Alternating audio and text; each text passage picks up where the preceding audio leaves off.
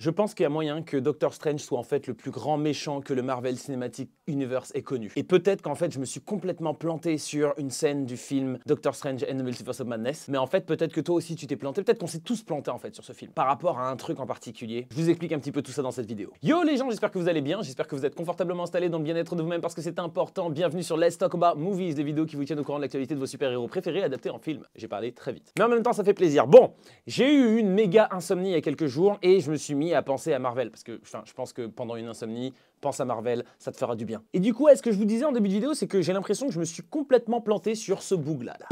Doctor Strange. Mais pour vous expliquer un petit peu la finalité de ma théorie, je pense que c'est mieux qu'on reprenne depuis le début. Enfin, début. Vous allez comprendre. Rappelez-vous, dans le film Doctor Strange 2, ou Doctor Strange and the Multiverse of Madness, on voit que Wanda, la sorcière rouge, elle explose des Illuminati en genre 2 secondes. Il y en a un, il se transforme en ficello, professeur Xavier, elle le ziac, bref, elle les bute tous. Et avec une facilité déconcertante. Je crois que la seule personne qui l'a fait un peu galérer, c'est la genre version de Captain America, mais version Captain Carter. Et je dis un peu galérer, c'est vraiment pour dire quelque chose, quoi. Captain Marvel, vite fait, mais globalement, elle les bat en 5 minutes. Et quand on imagine que ce sont les plus grands héros de l'univers dans lequel ils sont, on se doute que théoriquement, ils sont censés lui donner un petit peu plus de fil à retordre que ça. Et on les a un petit peu jugés, moi le premier. Ah, à 100%. Attends, c'est ça les Illuminati là? Moi j'ai lu des comics Illuminati et ils sont pas censés être mauvais comme ça. Mais en fait, en réalité, je pense que cette scène était pour nous montrer à quel point le Darkhold est puissant. À quel point le fait que déjà Wanda, elle était forte. Mais là en plus, avec les pouvoirs que le confère le Darkhold, elle passe à un tout autre niveau. Et du coup,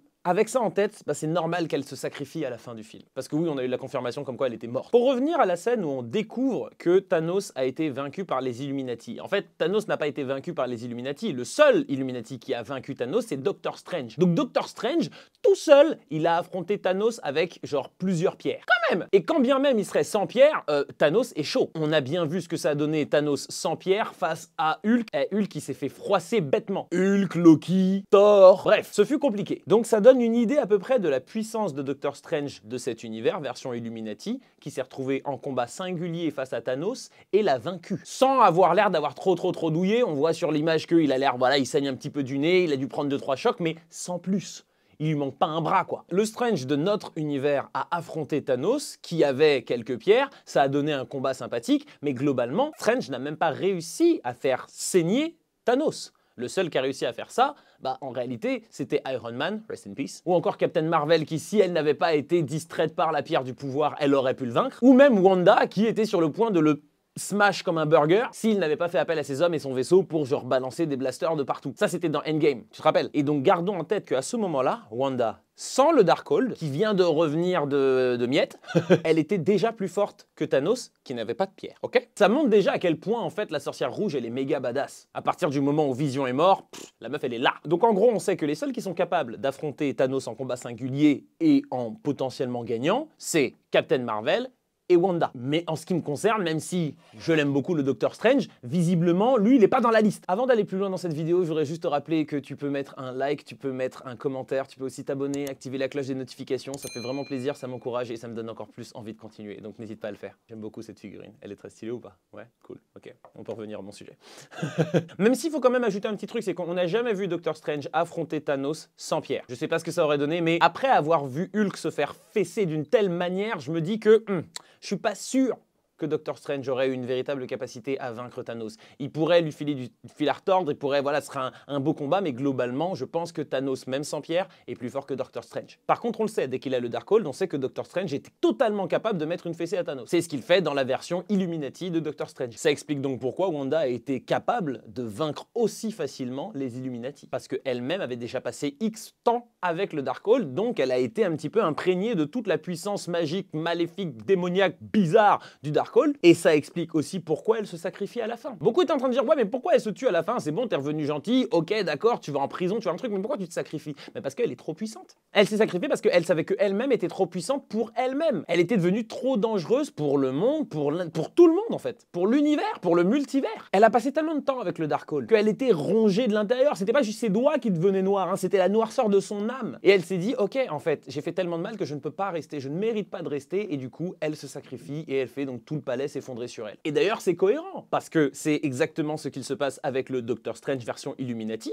Quand les autres membres des Illuminati voient que voilà, il a vaincu Thanos, cool, mais il a utilisé le Darkhold, ils sont obligés de le sacrifier. Donc le bouc se retrouve pulvérisé, sans tombe, sans rien. Juste, il y a la flèche noire, il arrive et lui dit désolé, et rah, il n'y a plus personne. Et là, je trouve que c'est assez intéressant parce qu'il n'essaye même pas de lutter. Il est là avec sa petite larme et il dit ok, d'accord, bon les gars, ok, bon, j'ai fait ce qu'il fallait faire de toutes les façons. Maintenant, voilà, butez-moi, je comprends parce que je suis trop dangereux. Et c'est cohérent parce qu'on a finalement compris, en particulier en regardant Wanda, que quand tu passes trop de temps avec ce bouquin plus sombre que le Death Note, oui, tu risques de devenir quelqu'un de pas ouf. Mais par contre, notre Doctor Strange, le Doctor Strange que l'on a pu voir dans les derniers films, lui là, il a utilisé le Darkhold, il a bien utilisé même, il a réussi à vaincre le méchant, d'accord, ok, c'est cool, mais à la fin, il reste, il ne se sacrifie pas. Moi, franchement, quand j'ai regardé le film, je me suis dit, oh, il a utilisé le Darkhold, ok, ça veut dire que Doctor Strange va mourir. Et pour ceux qui me suivent depuis un moment, est-ce que vous vous rappelez des moments où quand on voyait les trailers, je disais, c'est pas Doctor Strange. J'étais persuadé que Doctor Strange était Mephisto. On arrive là. Beaucoup m'ont dit, mais non, tu dis n'importe quoi, non. Mais il faut reconnaître quand même que le Doctor Strange qu'on a vu ces derniers temps, il est différent. Il est étrange. Il fait des choix que je comprends pas que Doctor Strange, au regard du premier film Doctor Strange, fasse ces choix-là. Parce que oui, il a accès au Darkhold. Il reste, il se balade dans les rues en mode dandy avec sa petite écharpe, nanana. Sauf que il entend des musiques bizarres qui lui font péter des câbles et il a un troisième œil qui lui est poussé sur le crâne,